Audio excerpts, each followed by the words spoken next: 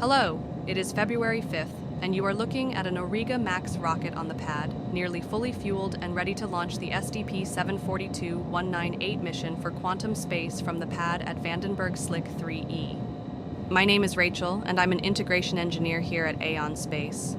The payload for our mission today, the SDP satellite, is a 16,000 kilogram satellite manufactured by QuantumSpace. It will provide internet service to various customers, as well as general communication services. Our rocket will send the satellite into a 36-kilometer very low Earth orbit, or VLEO. Following stage separation, our reusable first stage booster, which makes up the bottom two-thirds of the rocket, will make its way back to the launch site to attempt a landing at Landing Zone 1, or LZ1.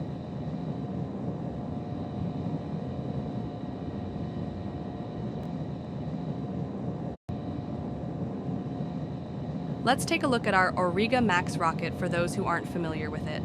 Auriga Max Block 2.1 is AeonSpace's two-stage, medium-lift, reusable orbital rocket capable of taking up to 45,000 kilograms to LEO in its reusable configuration, and over 60,000 kilograms if expended. We use a mixture of liquid oxygen and liquid natural gas, or methane, as propellants for both stages of the rocket. The first stage uses 3 of our AX2 engines for propulsion, while the upper stage has a single AX2U engine. The booster has a total thrust of 1,230 tons, or 2.7 million pounds, while the second stage has a thrust of 380 tons, or roughly 838,000 pounds. The SDP satellite is enclosed in the payload fairing, which you were just seeing a moment ago. The fairing protects the satellite from the extreme conditions of launch, such as thermal, aerodynamic, and acoustic loads. Once we are in space, the fairing will be split in half and jettisoned, shedding the dead weight and exposing the payload to the vacuum of space.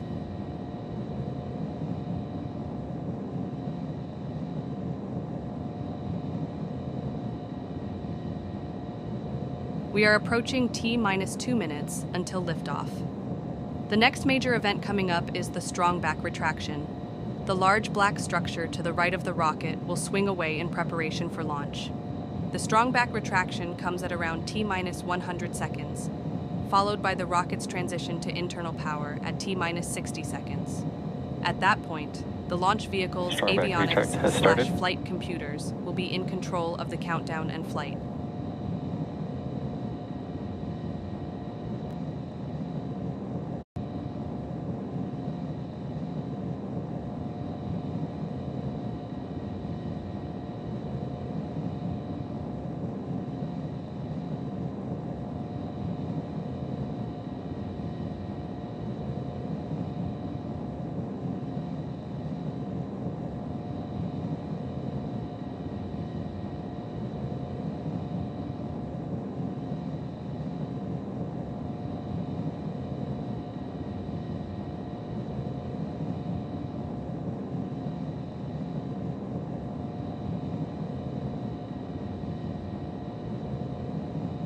Vehicles at startup. With that call out, the rocket is now on internal power, just under 60 seconds left to go before launch. Let's watch as Auriga Max lifts off for AeonSpace's first launch of 2025.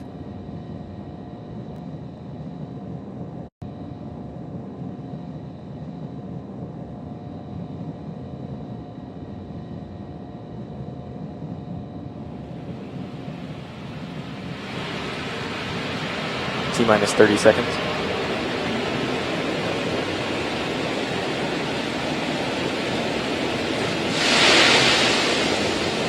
T-minus 20 seconds. T-minus 15. 10, 9, 8, 7, 6, 5, 4, 3, 0. Stage 1 semper.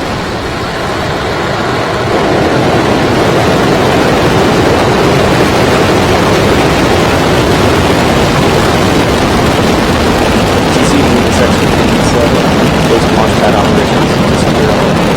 GC section 57, post-launch operations. First stage propulsion out.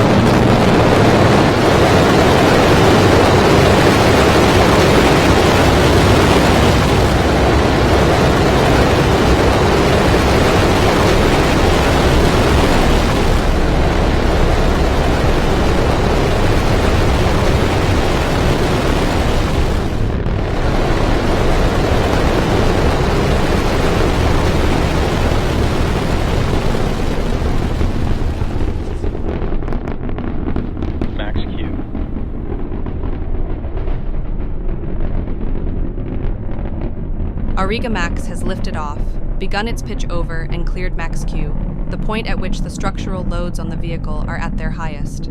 Coming up next is main engine cutoff, stage separation, SES-1, boost back startup, and fairing separation. As I mentioned earlier, the separation of both fairing halves will expose today's payload to the vacuum of space for the very first time.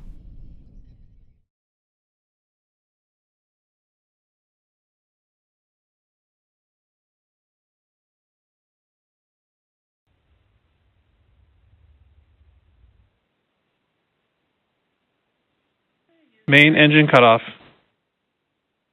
Stage separation confirmed. Ignition.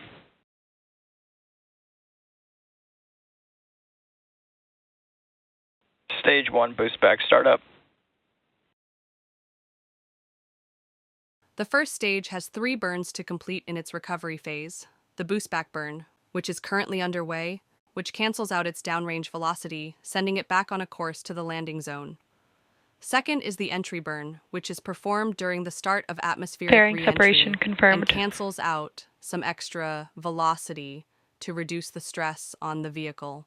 Finally, there's the landing burn, which takes us all the way down Boost back to a shut smooth down. touchdown at LZ1. A moment ago, you heard that call-out confirming that the fairing has separated from the upper stage as its propulsion phase continues to be nominal. Due to the low orbit we will be heading for today, the burn of the upper stage will be quite short. We are already coming up on second engine cutoff before we enter a short coast phase in preparation for payload deployment.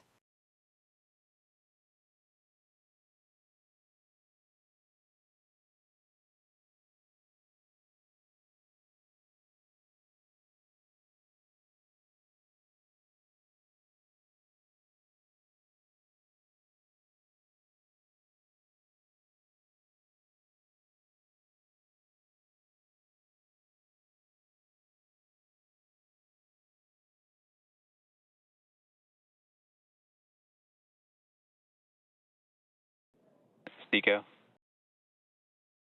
The upper stage has now inserted itself and the payload into VLEO. It will now coast through space for a brief period, so let's focus on the first stage's descent and landing.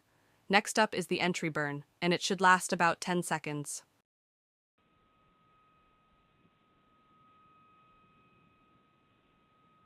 Stage 1 entry burn startup.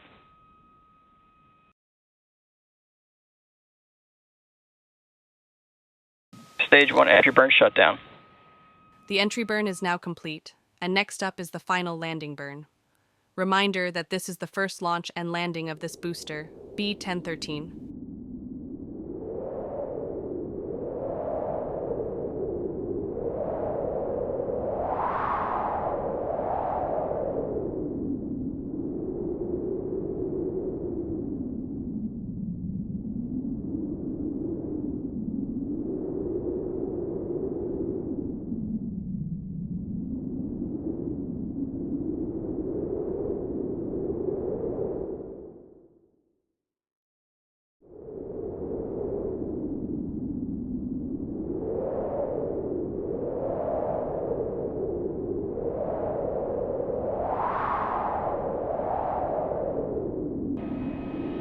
Stage 1 landing burn.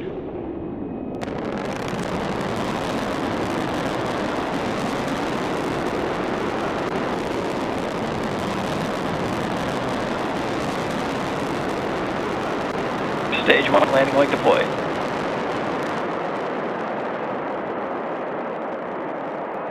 Stage 1 landing confirmed.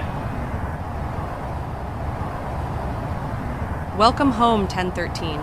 We have successfully landed the booster back at LZ1, located adjacent to the very pad it took off from. Let's now switch over to the upper stage as we stand by for payload deployment any second now.